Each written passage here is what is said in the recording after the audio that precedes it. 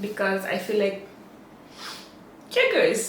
you girls being bald. You girls really losing hairs. Hey kitties, it's a girl Linda right here, and we are back with another video. If you're new, welcome. My name is Linda, and all I do on my channel is lifestyle, beauty, and self-care. And also I've been adding lately a little bit of self-development. So yes, we're going to have a nice, it's not pretty nice, but we're gonna have a talk, okay? Meanwhile, I am snacking on my cashews, so I hope you get one as well, something as well to snack on, and while we're having this conversation. Okay, we're starting by my hair, the hairstyle that I have right now. Normally you guys been seeing me for a long period of time with sew-in on, and that we call a protective hairstyle, which a lot of us like to do. So where to start? Let's get straight to the point, shall we? Your girl have lost her edges.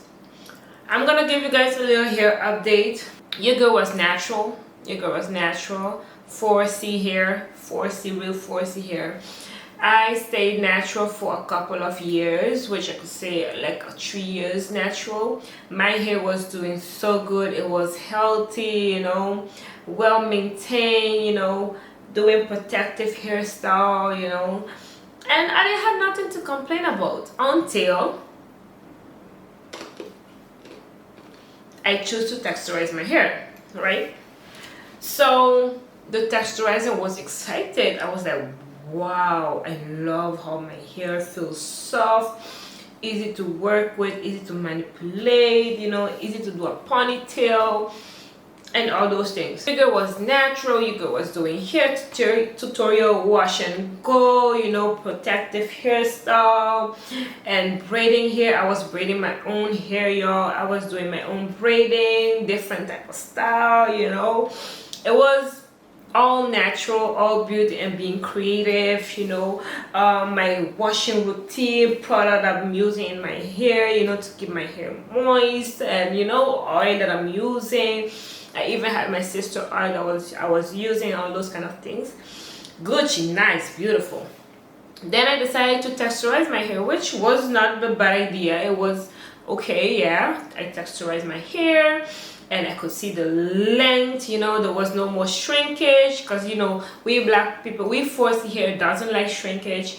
So it was pretty nice, you know. I had nothing to complain about. My edges wasn't that bad, you know. My edges was okay. It wasn't perfect, but it was okay. It was, you know, presentable. Then your girl decided to do sew-in. Your girl be doing her sew-in, you know, going to that hairdresser salon, doing her first sew-in, you know, maintain, wash, blow out, flat iron, you know, every 2 weeks, you know, refreshing this and that. Meanwhile,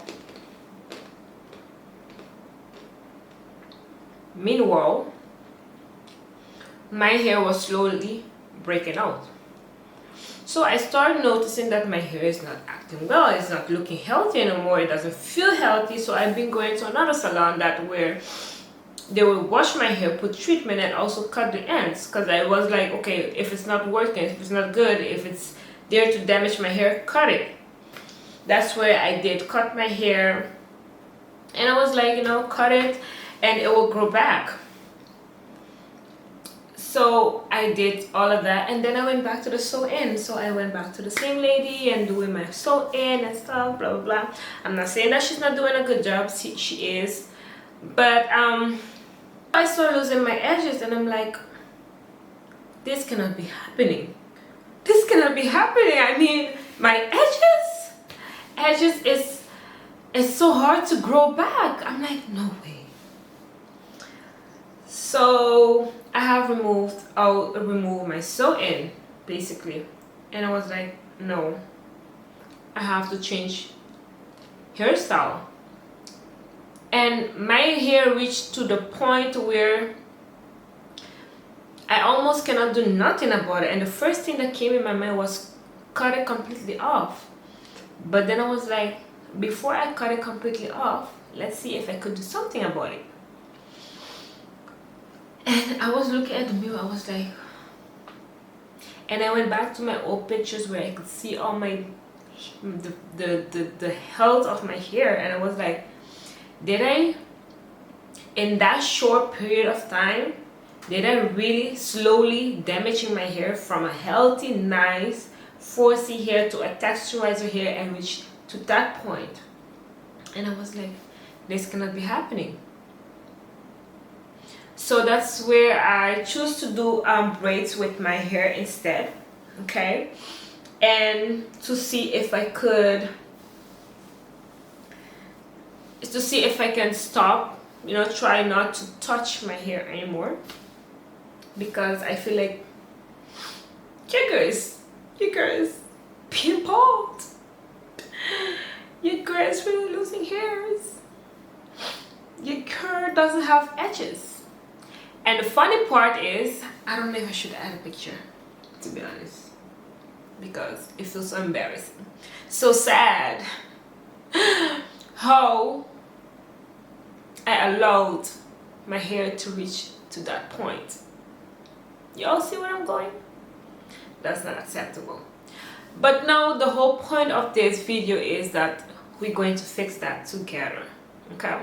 We're going to go back to the journey where we're going to take care back of our hair, all right? And gotta make sure you guys don't do the same mistake I did, okay? So that's what we're going to do. Right now I have my hair in braids. My edges are covered because it doesn't look presentable. I am getting off. I'm not going to do any sew-in for now. I'm taking a break from the sew-in, and I'm gonna try to do my own hair instead of going to a hairdresser. Why? Because a hairdresser doesn't really take care of your hair the same way you would do, because it's not their hair. And it's so sad, the fact that you pay to do your hair and then someone else is enjoying. I'm not saying enjoying, because yeah, you cannot blame them, but they not putting the same care, the same love into your hair as much you would do it for yourself, right? I went to Jenn Jackson video on her channel that says protective hairstyle is not a protective hairstyle. Girl, you kill me right here. I felt attacked and smashed in my face. You know, I felt like I felt bad. So we're going through that video and give our opinion and talk about it, and mention every single mistake that I did and every single thing that I'm gonna start doing. So now we are starting. If you've been around for a while, actually, then you know that I host a winter protective style challenge every single year. I do it for. Okay, so basically this video is 14 minutes long, and are we going straight to the point? We're not going to play the whole video. If you want to see the whole video, you should go to her channel, but I'm going to go directly to the main thing, the thing that I really need and really need for my journey, okay? To be honest, I've been following her since I was natural. I've done different protective hairstyle that she used to do before, because right now protective hairstyle is not a protective hairstyle anymore for her. So basically, I used to go in with her, the same journey with her. And we used to follow her a lot, and also she's one of the YouTubers that whenever I do send a DM, she always reply, and I really, really appreciate that. So basically, yeah, girl, I need you again. Why I'm not bringing the protective challenge back is because I've learned that protective styles are actually not protective. What? Yeah, same question. What? Apparently, they're not protective at all. Some goes as far as saying that protective styles are not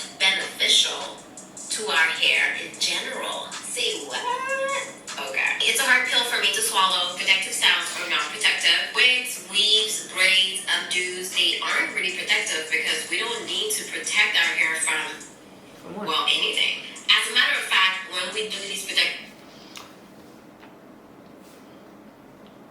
I would say I will protect my hair from manipulating it, touch it all the time, comb it all the time, brush it all the time, you know, lay my edges all the time. I will say I will protect my hair from that. My opinion.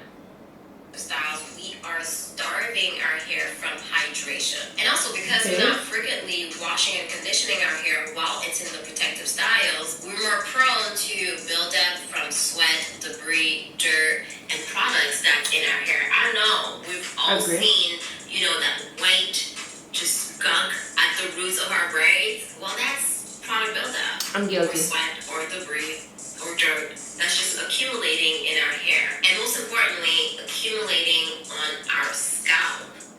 To be honest with y'all, since the day that Jenn J uploaded this video, which was five months ago, it's been working in my mind each time I go to a hairdresser or get my hair done. I keep asking myself, I keep telling myself, Belineda, you are doing a protective hairstyle. And I remember that Jenn Jackson said and explained why a protective hairstyle ain't a protective hairstyle. So basically what I'm saying at the moment is that I'm ignoring Jenn Jackson, her advice. I feel guilty, y'all. I feel guilty. Let's keep going. So we have a lot of scalp issues a lot of the time, and it could be a result of these styles, or infrequently washing our hair can be causing a lot of the scalp issues that we have. Also, there's a very high chance that your braids may be too tight. Ooh, I don't say girl. When you girl, the too tight braids. I feel guilty. I believe that's one of the reasons why I lost all my edges, because of the tightness of the braids, especially with the sew-in. Imagine they are braiding your hair. It could be with your natural hair or it could be with an extension. It's already tight. And then they're going to add the sew-in, like really sewing and tightening the sewing into your hair.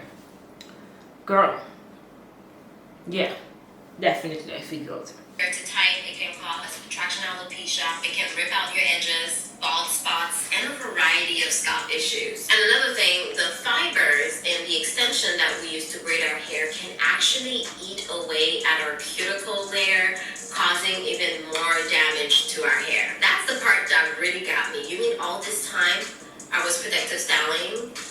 Potentially, I was slowly damaging my hair? That's the part. Slowly damaging my hair while I thought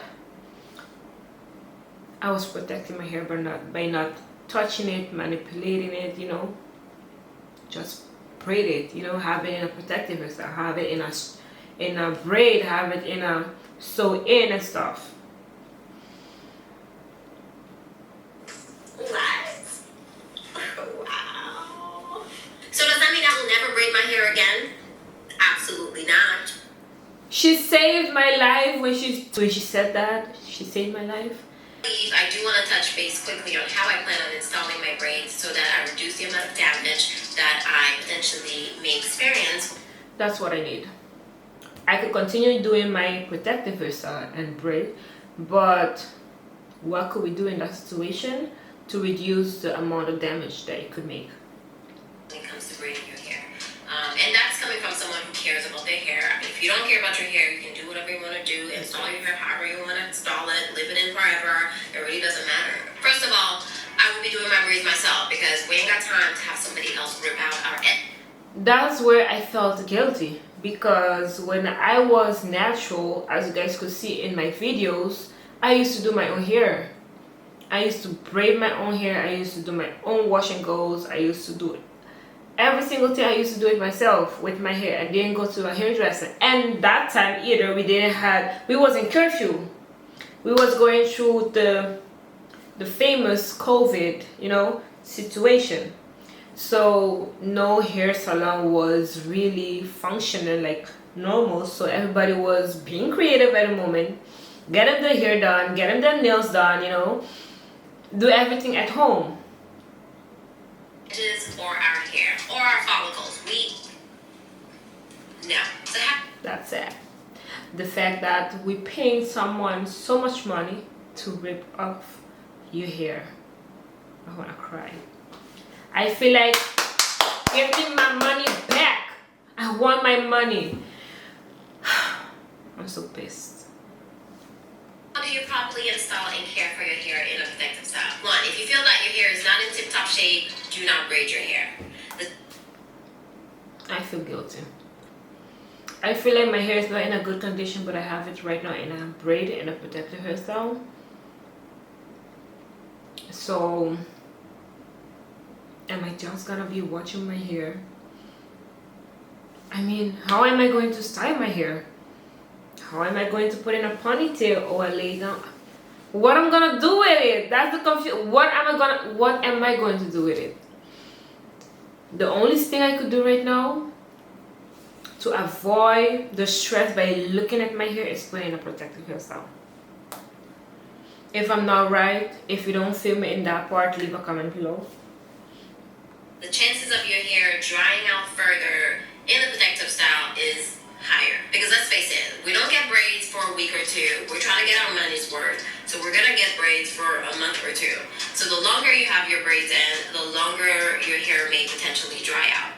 And that's a mistake that a lot of us is doing, which is when we're getting our hair done, our braids done, our sew-in on whatever protective hairstyle it is, because we had paid so much money, we want to keep our hair in our protective hairstyle for so long, because it doesn't make sense getting your hair done, pay so much money, like $200 or $100, I don't know, and then remove it in 2 weeks or less. I feel guilty about that. Which we've learned can lead to breakage. So tip number one is to make sure that your hair is already in great condition before you get your hair braided. Prior to any styling that includes the use of extensions, make sure that your hair has been well washed, conditioned, hydrated, moisturized, the whole 9 yards before you get into braids. That I always practice that. I always do that. I always wash my hair, moisturize it, and do all those kind of things before I do a protective hairstyle. So I finally got something that I did well. So you should be starting up here, because eventually your hair is going to dry out. But if you start from up here, you should be good. Always make sure that your hair is as hydrated as possible. If you think your hair needs a protein treatment or any kind of treatment, or you're experiencing breakage, then don't get your hair braided. Get it done once your hair feels like it's in tip-top shape and hydrated.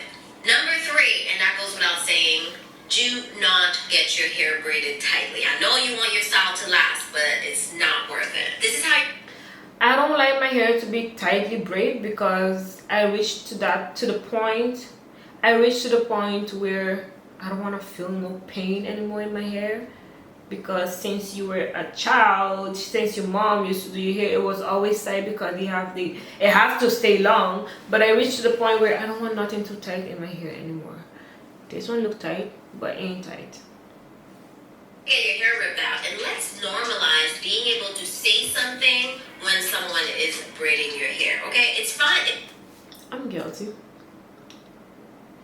You know, most of the time I be going into the hairdresser, I sit down, I do my hair, they be ripping up, and I'm like, you know.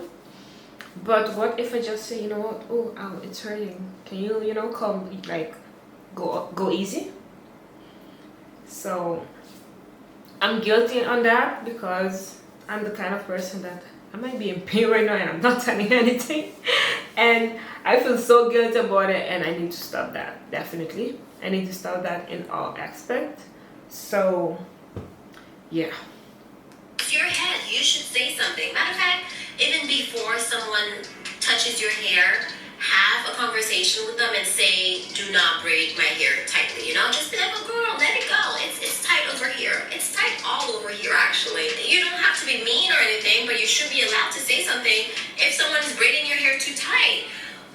Don't Don't just sit here and say nothing and then go home and realize the damage that's done. Because once the damage is done, it's done. Normalize saying it's too tight, loosen it up, let it go, sis. Let's take this braid out. Normalize being able to say something to your stylist if they're braiding your hair too tight. And if you just want to avoid that altogether, then braid your hair yourself. That's personally what I recommend. Number 4, when braiding your hair, you don't have to use oils or butters to coat your hair to prevent the damage that the extension may cause on your cuticles. You can use a styling cream. Using a cream or something that is heavy is going to coat your hair and prevent the friction that's going to happen between your strands and the extension, and hopefully that will reduce the amount of damage that is going to happen to your cuticle layer. And also using something thick, which is why I used shea butter in the past, but whatever, I digress. Using something thick is going to provide softness and lubrication to your hair when you are braiding your hair. So I would still recommend using something that's on the heavier side, that's thick, to coat your hair under the extensions, okay? Now, once you have your braids in, it is not an excuse to ignore your hair. No. You should still be washing and conditioning your hair bi-weekly. First of all, pause here. That's one of the reasons why I wanted to do braids instead of the sew-in at the moment, because with braids is way much easier to get into your scalp. With the sew-in, you got to struggle a little bit, okay? And it's easier for your hair to really dry with the braids instead of with the sew-in. So basically, I need to treat my scalp because I am suffering from dandruff, so I need to wash my hair frequently. But with the sew-in, it doesn't wash properly as with the braids, if you understand what I mean. So basically, that's one of the reasons why I really wanted to do my braids, because it's easier to maintain and clean and moisturize my roots and all those kind of things. well, that's how you wash your hair and your scalp, and that's also how you condition and hydrate your hair. So make sure that you are washing and conditioning your hair every 2 weeks when you have your braids. That will prevent any scalp issues, any product buildup, any sweat, sebum from building up on your hair. And when you do take out your braids, you won't have that white gunky thing. You know what I mean? Yeah. And the last step is to never, ever, ever leave your braids in for too long.